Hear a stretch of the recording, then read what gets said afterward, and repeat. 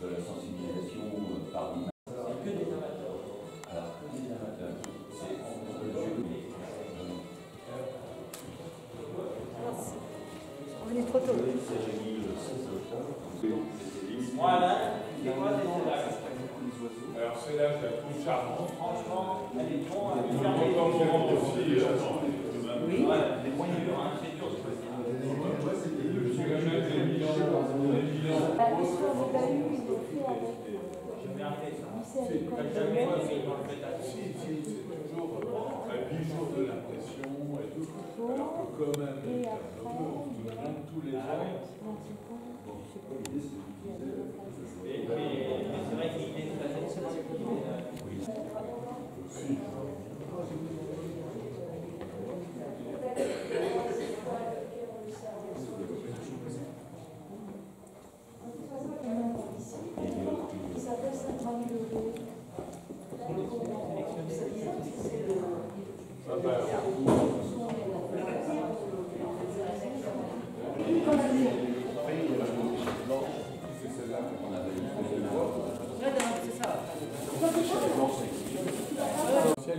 Est-ce que tu adhères à la LPO?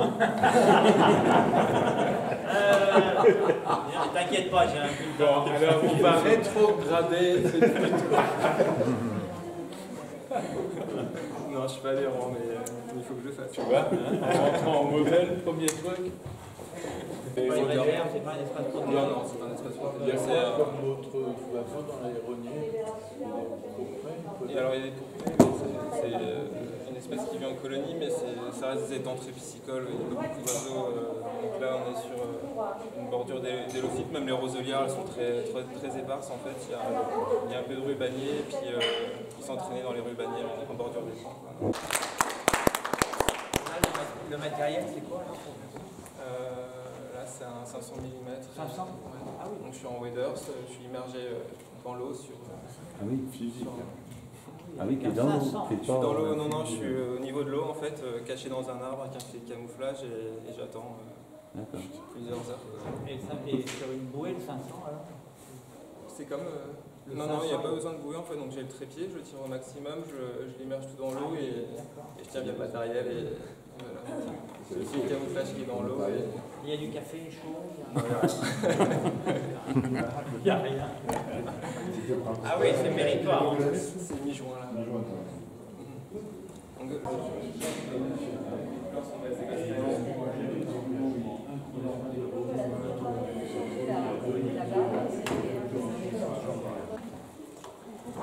Bon, merci à tout le monde d'être présent ce matin pour cette remise de prix aux lauréats du concours photo d'oiseaux de l'année que nous avons. Alors un nouveau concours pour le festival de Ménigout.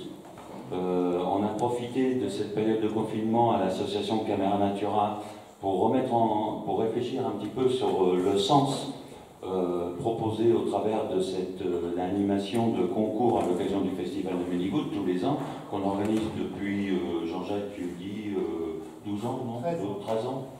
Voilà. Donc ça commence. Alors on voulait donner du sens et trouver un partenaire engagé dans la protection de la nature et de la biodiversité.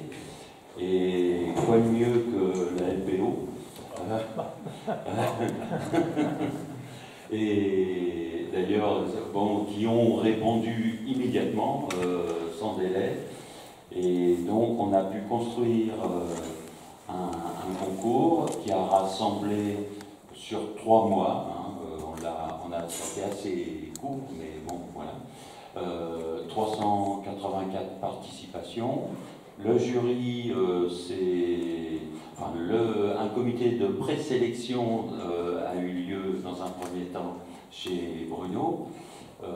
Donc les membres du jury étaient essentiellement des pratiquants de la photo, professionnels, amateurs, plus ou moins aguerris, et un représentant donc, de la LPO au travers de Yann, parce qu'il paraît qu'il était occupé. Alors,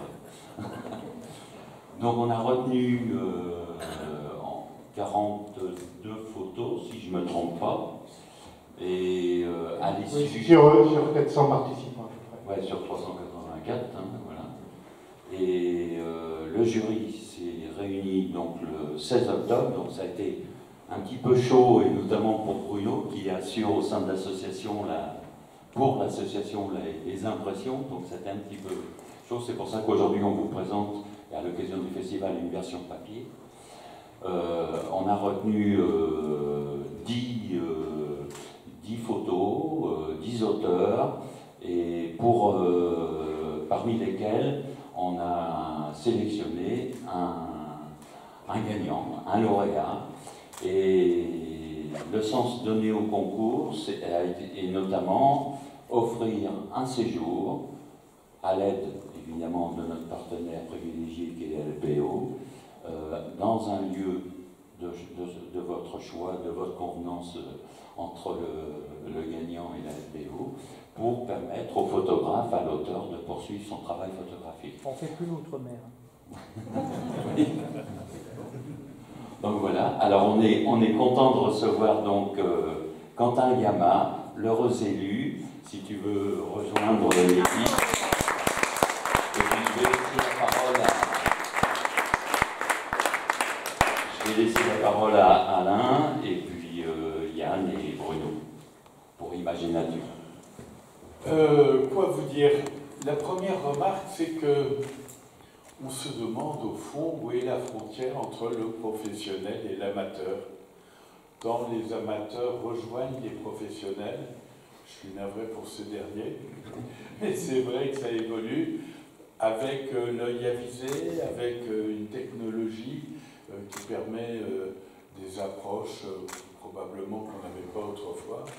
Et donc c'est intéressant, peut-être qu'il faudra se pencher sur cette question. Ça t'intéresse toi Bruno, sur le plan social, la manière dont on peut encore distinguer le professionnel de l'amateur. Est-ce que le professionnel c'est le vilain qui se fait du fric là-dessus, et l'amateur tout au contraire c'est c'est la beauté du geste, du coup non. Ça c'est la première remarque. La deuxième, moi ce qui me touche, c'est ces photos qui nous rapprochent de la proximité. Or, actuellement, au moment où on constate un déclin pathétique de la biodiversité, on explique ce déclin, ça a été largement rappelé lors du congrès mondial de l'UICN à Marseille, par l'artificialisation, par les espèces invasives, par le dérèglement climatique, par toutes ces grandes causes, la première d'entre elles étant évidemment l'agriculture intensive avec son cortège chimique. Eh bien, ça nous éloigne, bien sûr, il faut faire ce constat, mais ça nous éloigne de l'animal, de la bête et de la plante.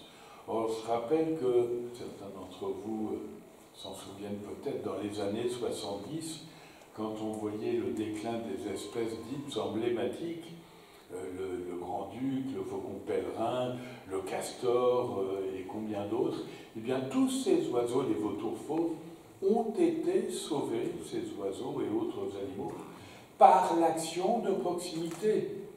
On s'est battu pour chaque espèce et ça a permis d'aider bien d'autres. Je crois qu'aujourd'hui, où on est confronté à une situation comparable, il ne faut pas perdre de vue la nécessité urgente de rester en proximité avec chaque espèce. Comment peut-on faire pour aider telle ou telle? Et ces photos nous renvoient justement à la proximité. En tout cas, c'est ce que ça évoque. Et puis, c'est le bonheur d'avoir un regard admirable et l'hommage rendu à ceux qui, comme toi, 4 heures du matin, dans l'eau jusque-là, que sais-je encore, pour faire une photo pareille. C'est quand même quand on est passionné, c'est admirable. Voilà, tu l'es autant que la photo qui a été imprimée. Merci.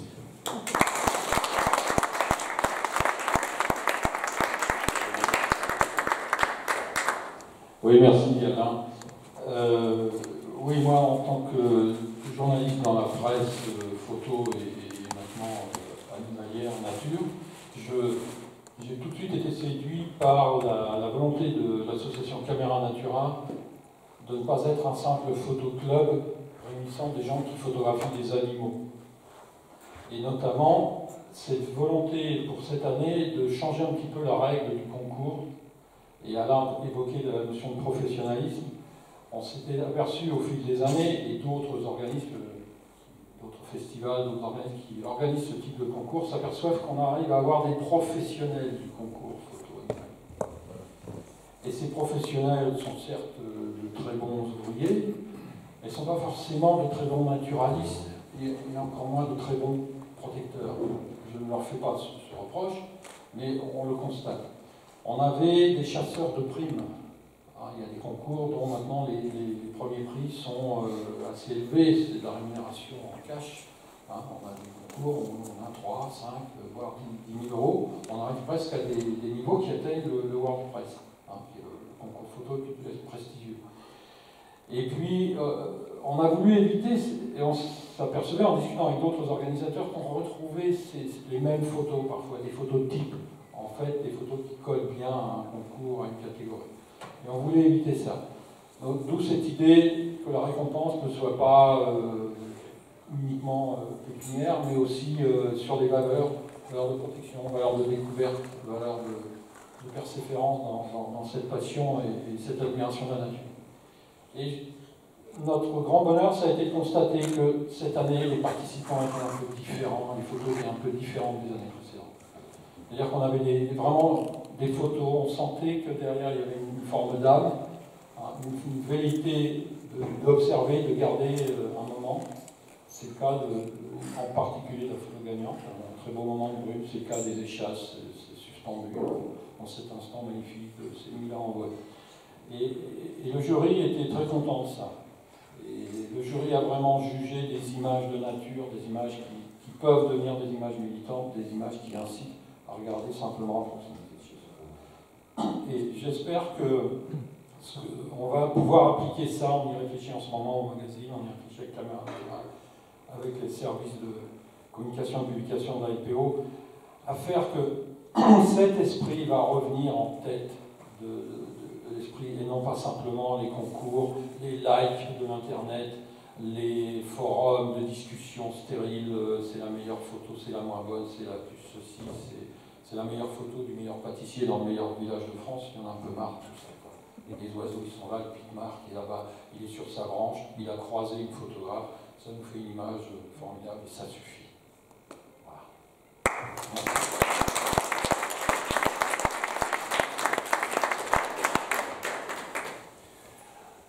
Oui, rapidement, ce concours, il est né de deux choses.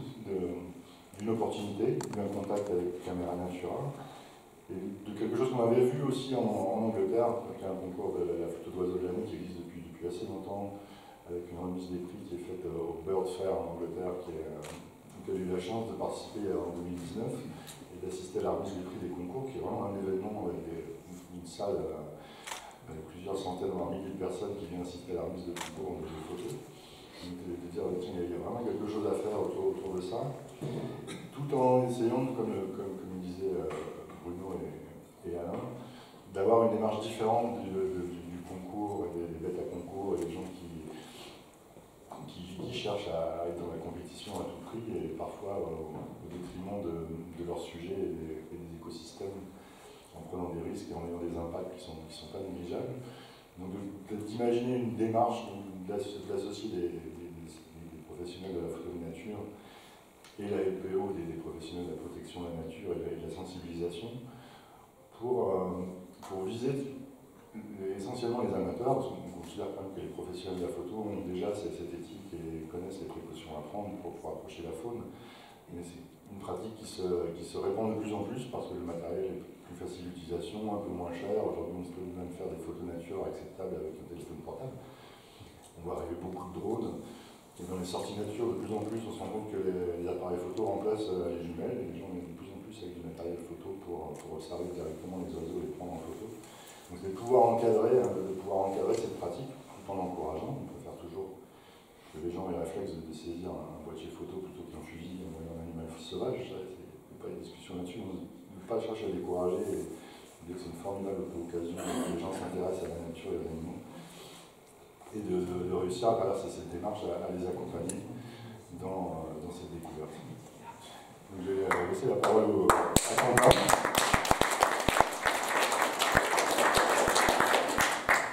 Moi, je suis pas très à l'aise sur les discours, je suis plus à l'aise en affût, mais voilà, en tout cas, je suis ravi que ce soit ma photo qui a été nominée.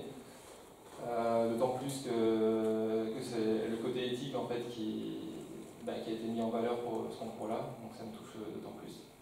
Et voilà, je voulais remercier Caméra Natura et puis la FPO pour ce concours. Merci.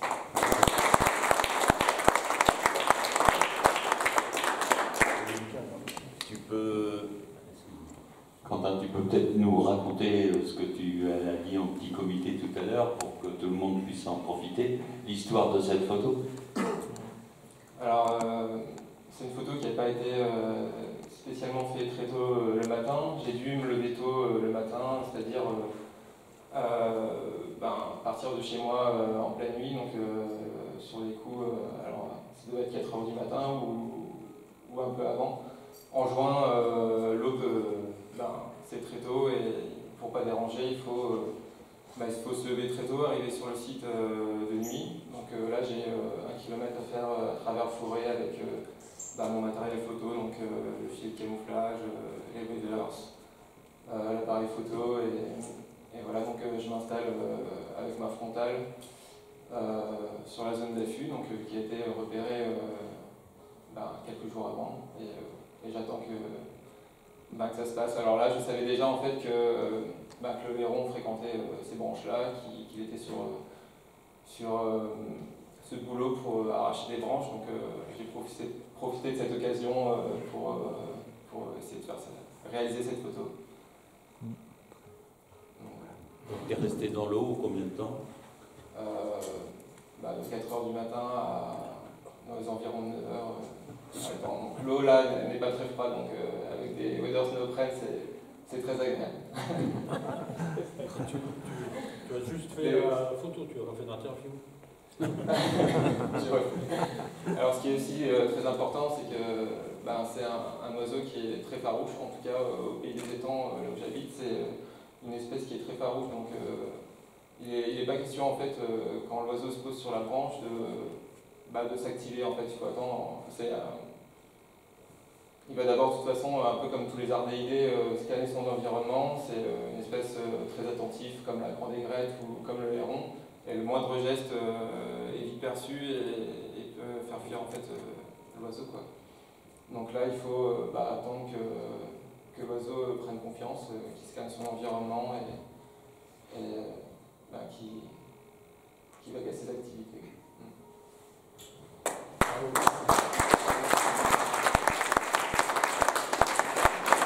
Est-ce que parmi vous, quelqu'un souhaite poser une question à Quentin? Non? Bon, juste pendant toutes ces heures, il n'y avait rien d'autre? Tu n'as pas fait d'autres photos Non, je n'ai pas fait d'autres photos. Non, le Martin Pêcheur est venu un peu après, mais non, pas avant en tout cas. Est-ce que le bruit du déclenchement le fait fuir ou alors il est habitué, il sait Alors là en fait, quand il a pris ses activités à se promener sur la branche, faire des allers-retours entre la branche de boulot et la zone de rubanier, enfin la ceinture d'étang, il a totalement confiance, donc je pouvais passer en fait du déclenchement. Il ne faut pas que ce soit répété, enfin je pense en tout cas qu'il ne faut pas être très brusque sur les déclenchements, et je pouvais aussi passer sur ma vidéo, je commence à essayer de filmer un peu plus et pouvoir filmer également des interactions qui sont, je trouve, peu communes, quoi. Ouais. Et là, il fait quoi exactement? Des bois pour l'hiver? Non, alors là, c'est un première année, donc il n'a pas encore son plumage d'adulte. On voit encore des taches brunes en fait sur ses ailes. Et là, du coup, il était en train de s'entraîner, j'imagine, pour fabriquer un nid dans les rubaniers. Est-ce que tu fais que des photos d'oiseaux ou tu fais aussi des mammifères? Non, je suis pas bloqué à l'ornithologie ou je suis pluridisciplinaire en fait. Je suis autant insectes que de mammifères que d'oiseaux. Donc tu as des belles photos de chat sauvage alors? Dans mon secteur, oui, j'ai quelques photos de chat sauvage. On peut les voir. Le Grand Est est connu pour on peut les chat voir. sauvage.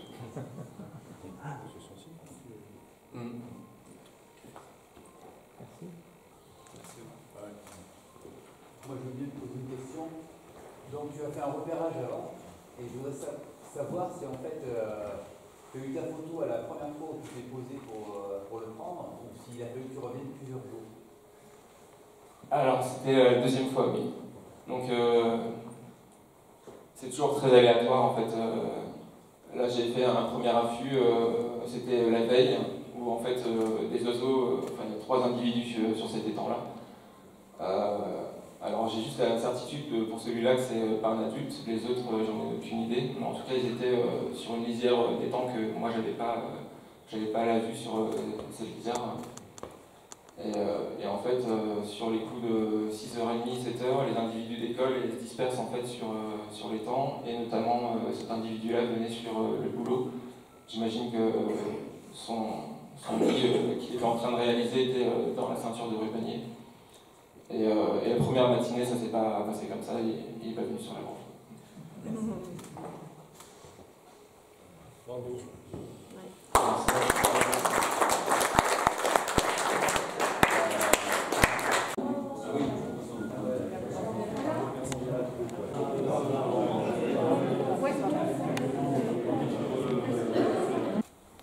Ils sont combien là? C'est bon, on en avait jamais eu. Je peux me mettre en appui aussi? Après, je vais le smartphone. Il retient sa respiration. On n'a pas prévu les bois d'air, ça. Bravo. Désolé. Merci. Il faut vite fait.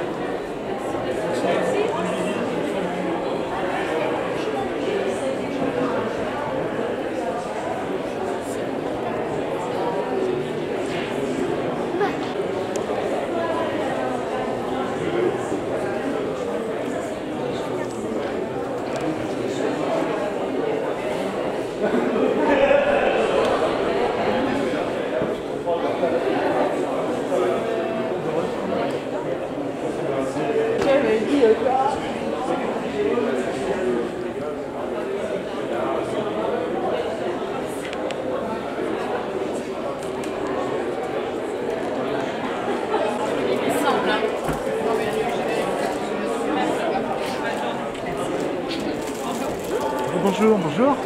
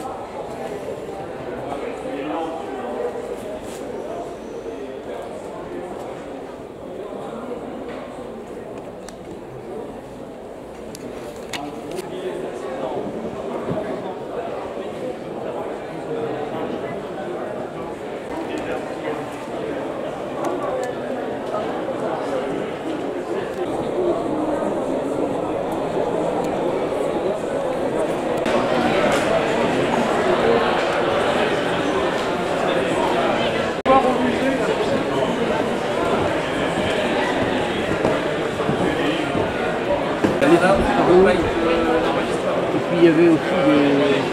On devait encore avoir des alouettes.